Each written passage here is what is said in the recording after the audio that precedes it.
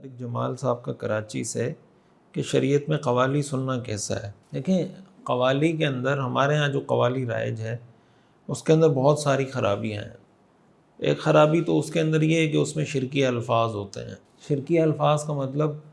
کہ غیر اللہ سے مدد طلب کرنا، اللہ کے علاوہ کسی دوسرے انسان کے لیے، چاہے ولی کے لیے، بزرگ کے لیے، پیغمبر کے لیے کوئی ایسی صفات ثابت کرنا جو اللہ کے ساتھ خاص ہیں، تو شرک کا پہلو بھی اس کے اندر موجود ہوتا ہے۔ اگرچہ بولنے والا اس میں تعویل ہی کرے، وہ یہ کہے کہ میری مراد شرک نہیں ہے، لیکن بہرحال اس طرح کے جملے اس کو مستقل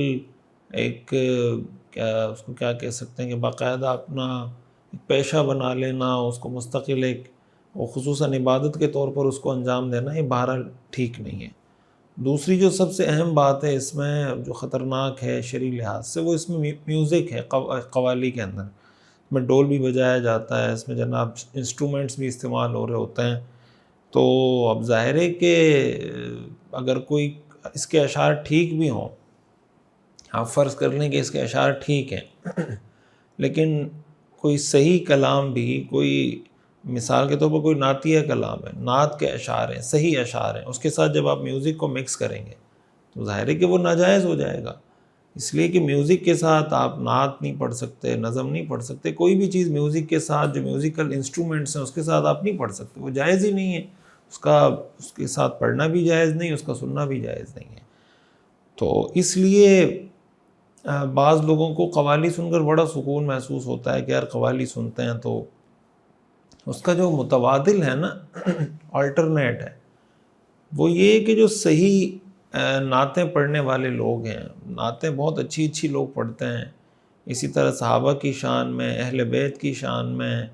بزرگوں کی شان میں، اولیاء اللہ کی شان میں لوگ بہت اچھا اچھا کلام پڑھنے والے موجود ہیں، بڑے سلیقے سے، بڑے طریقے سے، بڑی خوش اسلوبی سے پڑھنے والے لوگ موجود ہیں۔ تو کوشش یہ کریں کہ اس طرح کے لوگوں کو فالو کریں،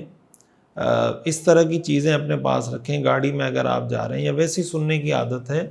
تو صحیح معنی والی جو نعتیں ہیں، جو نظمیں ہیں، جو حمد ہے، جس میں صحابہ کی، اہل بیت کی، بزرگوں کی، اللہ والوں کی شان بیان کی گئی ہے، وہ اشعار آپ سنیں تو انشاءاللہ امید ہے کہ اس سے آپ کے دل میں محبت بھی بڑھے گی، رسول اللہ صلی اللہ علیہ وسلم کی محبت بڑھے گی، صحابہ کی محبت بڑھے گی، اولیاء اللہ کی، بزرگان دین کی محبت بڑھے گی۔ لیکن ظاہر ہے کہ بزرگوں سے محبت کا یا صحابہ سے یا اہل بیت سے محبت کا کوئی ایسا طریقہ اختیار کرنا جو خود ان بزرگوں کے طریقے کے خلاف ہو، تو ظاہر ہے کہ یہ کیسے جائز ہو سکتا ہے۔ اس بزرگ کو ماننے کا، اس کو فالو کرنے کا، اس سے محبت کرنے کا تو صحیح تقاضا یہ ہے کہ آپ اس کے طریقے پہ چلیں۔ اب آپ جس بزرگ کی بھی محبت میں قوالی سن رہے ہیں، جس صحابی کی بھی محبت میں قوالی سن رہے ہیں، تو اس صحابی کو اگر پتہ چل جائے کہ آپ میوزک کے ساتھ، میوزیکل انسٹرومنٹ کے ساتھ ڈھول بجا کر یہ سب کچھ کر رہے ہیں، تو ظاہر ہے کہ وہ اس کو پسند نہیں کریں گے۔ تو اس لیے قوالی کے اندر بہت ساری ایسی خرابیاں ہیں جس سے بچنا چاہیے، اور اس کا جو متبادل میں نے بتایا اس کی طرف آپ آ سکتے ہیں۔ مفتی صاحب، میں نے اپنی بیٹی کا نام وریشہ بی بی رکھا ہے جو کہ 4تھی جماعت میں پڑھ رہی ہے۔ بعض علماء کہتے ہیں یہ نام ٹھیک نہیں ہے، اب اس نام کو تبدیل کر لوں یا یہ ٹھیک ہے؟ اب تبدیل کرنا تھوڑا مشکل ہے، لیکن وریشہ نام کا کوئی مطلب نہیں ہے عربی میں، کسی اور زبان میں کوئی مطلب ہو تو ہمیں نہیں پتہ۔ اصل میں ہمارے ہاں بہت سی دفعہ لوگ اس چکر میں ہوتے ہیں کہ کوئی ایسا نام رکھیں جو کسی نے نہ رکھا ہو۔ ہمارے والد صاحب کے پاس ایک صاحب تشریف لائے اور کہا کہ کوئی ایسا نام بتائیں جو آج تک کسی نے نہ رکھا ہو، تو انہوں نے کہا آپ ایسا کریں، اسرائیل نام رکھ دیں اس کا، اس لیے کہ یہ نام آج تک کسی نے نہیں رکھا۔ اچھا، بعض لوگوں کے یہاں سٹینڈرڈ یہ ہوتا ہے کہ بھئی قرآن میں آیا ہوا ہے۔ اب قرآن میں تو شیطان کا لفظ بھی ہے، قرآن میں تو ابلیس کا لفظ بھی ہے، فرعون کا لفظ بھی ہے، ابو لہب کا لفظ بھی ہے قرآن میں۔ یہ تو دیکھنا چاہیے نا کہ قرآن میں یہ لفظ آیا ہے کس مفہوم میں آیا ہے، کس کانٹیکس کے اندر یوز ہوا ہے، اس کو میں نام کے طور پر استعمال کر سکتا ہوں یا نہیں کر سکتا۔ اور یہ جو ہمارے ہاں ایک بلا وجہ ہمارے دماغ میں جس کو کہتے ہیں نا پونی بیٹھی ہوئی کہ یار ایسا نام رکھنا ہے جو کسی نے نہیں رکھا ہو، تو یہ تو کوئی آئیڈیل طریقہ نہیں ہے۔ نام آپ ایسا رکھیں جو اچھا ہو، چاہے لاکھوں لوگوں کا نام ہو، چاہے کسی کا نہ ہو، اچھا نام رکھیں۔ آپ یونیک نام بھی رکھ سکتے ہیں، لیکن یونیکنیس کے اندر آپ اس چیز کو کمپرومائز نہ کریں کہ اس کا معنی ٹھیک نہ ہو یا وہ کوئی صحیح اب یہ وریشہ کا لفظ اصل میں قرآن میں ہے،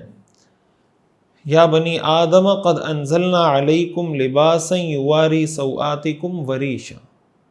کہ اے بنی آدم ہم نے آپ کے لیے لباس نازل کیا جو تمہاری شرمگاہ کو بھی چھپاتا ہے اور زیب و زینت کی چیز بھی ہے۔ اب یہ اصل میں واو الگ ہے، واو کا مطلب عربی میں ہوتا ہے اور ریش الگ ہے، وریشا، اور زیب و زینت کا سامان۔ اب اس کو ہمارے ہاں اردو میں لوگوں نے نام بنا لیا وریشا۔ اب وریشا کا مطلب ہے اور زیب و زینت۔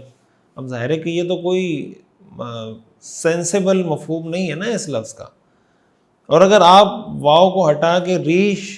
یا وریش کو عربی کے لحاظ سے اگر آپ اس لفظ کا دیکھیں تو وریش کے وزن پر ورش سے، جس کو ہم عربی میں صفت مشبہ کہا جاتا ہے، صفت مشبہ کا صیغہ اس لفظ سے نہیں آتا، تو اس لیے یہ نام واقعی میں مناسب نہیں ہے۔ اگر اس سے آپ صفت مشبہ نہ بھی بنائیں، اس کا مصدر بھی دیکھیں تو اس کا معنی اچھا نہیں ہے، تو نام تبدیل کر لیں تو اچھی بات ہے۔ سیرت النبی صلی اللہ علیہ وسلم کا مکمل اور جامع اور کمپریہنسو کورس دیکھیے ہر اتوار کی رات 10 بجے پاکستانی وقت کے مطابق ہمارے آفیشیل یوٹیوب چینل مفتی رشید آفیشیل پر۔ اس کورس میں انشاءاللہ آپ اپنے پیغمبر صلی اللہ علیہ وسلم کی مکمل زندگی کے بارے میں جان سکیں گے۔ خود بھی جڑیں، اپنی فیملی کو، بچوں کو، دوستوں کو بھی جوڑیے۔